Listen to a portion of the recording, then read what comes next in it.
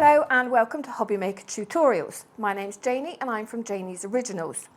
So who are Janie's Originals? Well, we specialise in designing and producing bookmaking kits primarily.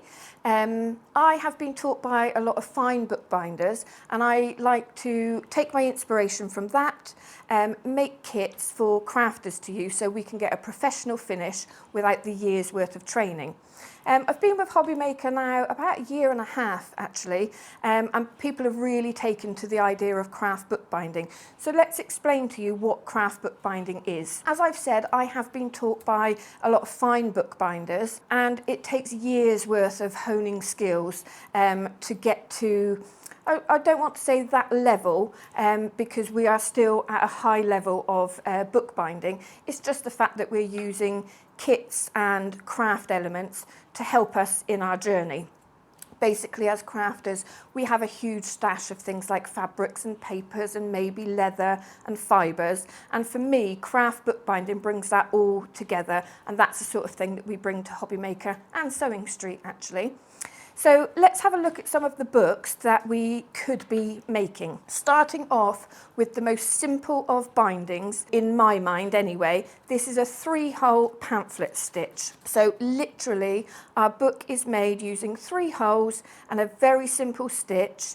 They make really handy little notebooks, but this forms the basis for a lot of the binding that we do, and a lot of the kits are based around this element of stitch as well.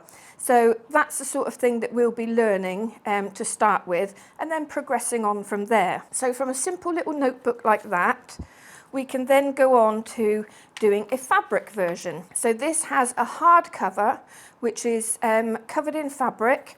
We still have a 3-hole bind, but for this one we've just done a little simple tassel with some embellishments. You'll see as we go on later, the embellishments can become, much more elaborate than this. A little lining on the inside, but essentially that pamphlet that we just looked at, that's what's inside this book. So you can see how it starts to develop already just from one to the other. From this, our basic kits, and these are beginner friendly, again using that 3-hole stitch, but essentially we have 3 pamphlets. We call them signatures, so folds of papers are called signatures. We have 3 of those within a fabric spine with a hardboard cover.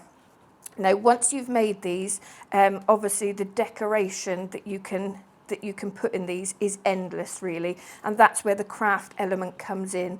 So rather than with the fine binding that we've mentioned, where it could be a lot of medieval books, first edition books that are in these wonderful casings, for us this is about crafts. This is about, it could be a sketchbook, it could be a writing journal. For me, I use them as a visual aid, so I put a lot of collage work and things like that in them, but also they are lovely pieces of art in themselves. So if you just want to make them for the enjoyment of making them and the decoration, they do look wonderful on your bookshelf. You can see with this one, we have the fabric spine that comes over the board. We can also use our kits to make a very similar, but with a hidden spine. So the only difference with this one is that our spine comes beneath the cover board, and it just can give a little bit of a cleaner look to it. So you can see as well with the fresh colours of that one in comparison to the one that we've just looked at, how different they can look, essentially being the same book. And then on from that, when we were talking about decoration, you can then start adding extra things to your spine, like buttons. You might have vintage buttons, buttons from a loved one's shirt or blouse, that sort of thing that you want as a keepsake. Those are the sorts of things that we can start adding to our books. So those essentially are the sorts of books we can make using our 3-hole pamphlet stitch. I also love to make little leather notebooks. These are perfect for gifts. This one is using what we call a long stitch, and this stitch is really, really versatile. So this is something that we'll progress on to after having looked at all the 3-hole binds. But again, the options with this sort of thing are endless when you start putting on different clasps and closures and things like that. So then we have things like Japanese binding. So this is a way of stitching together single pieces of paper. So with the others, all the paper is folded into signatures, whereas this, we might often have pieces of paper, pieces of artwork that we've done, and we want to know how to bind them. This is a very simple way here of popping the holes in. This one has a hard cover, so it means that you have single sheets of paper that are bound together flat, and we've created a little hinge just there. And then again, looking at the decorative elements, same sort of binding, a Japanese bind, but this time we've really concentrated on the decoration of this and making it look vintage. And that for me is primarily what craft book binding is about, is the decoration and the enjoyment of making. So those really are the simplest forms of binding. But what else can we do? Well, we can get quite complicated. However, as I've said, we design kits so that we simplify everything for you.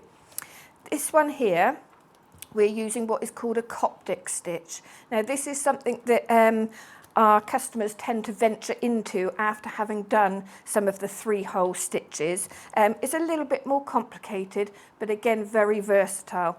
This one here is what I call a garden gate. So it opens out and you actually have 2 books in one.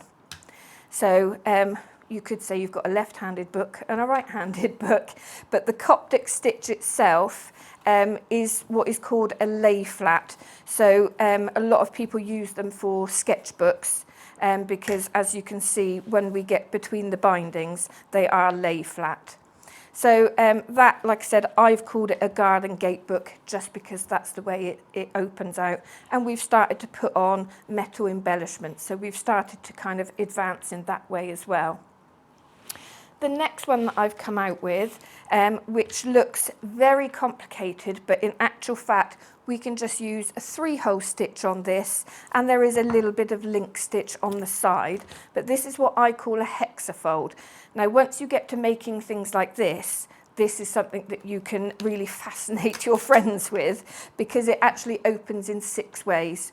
So we have the 2 books at the top in a similar way to we did with the gatefold, but when we turn the book, we have another book on the side just here, and I've tea stained the paper to make it look aged because the inspiration was from medieval books. So again, bringing that craft element.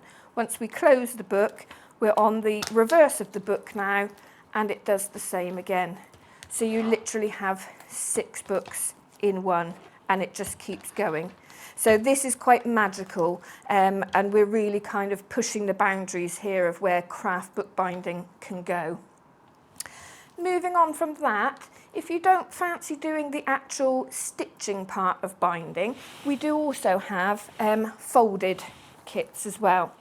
So this is ideal if you're a card maker and you're already experienced in composition and how you put things together, and you're very much a paper crafter.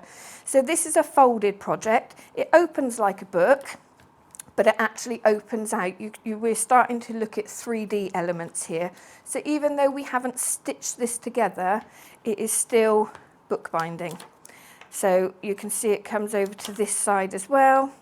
And we're just getting creative with it now. This is a concertina fold and can also be displayed. So think about displaying your books as well as an art piece. We then have little folded envelope folios. So again, this is made, if you've heard of junk journaling, this kind of crosses over with that as well, because we've got lots of little elements. We've used lots of William Morris in here and little vintage elements. And again, it's lovely to make it, and it's just an interactive piece of art, really. And it all folds down into a book, but you've got so much more going on inside. In a similar way, again, this is simply folded. It's a little folio which has its own pocket, and then it's the fun of all the little decorations that you can put in. But again, it folds down into a book. It is still technically a book. And then the last ones that we're going to look at now is what I call lap books. So this is kind of merging really the books that we've looked at and the folded projects. There's no binding as such in this, but again, still classed as a book. So we've got very decorative elements on here, All of these can be painted up, so if you're a mixed media artist, you know, you can start doing loads of different things with this, inspired by medieval books here and a kind of magical element. And again, these open out, they have interactive elements in them, so bringing your card making skills in. They open out and out again, and basically they can just keep going. We've put a little 3-hole booklet just inside there. So the idea is with these, you start adding pockets and adding elements, so it just becomes a very interactive project, a slightly smaller version along the same theme. So just tied together with some sari ribbon there.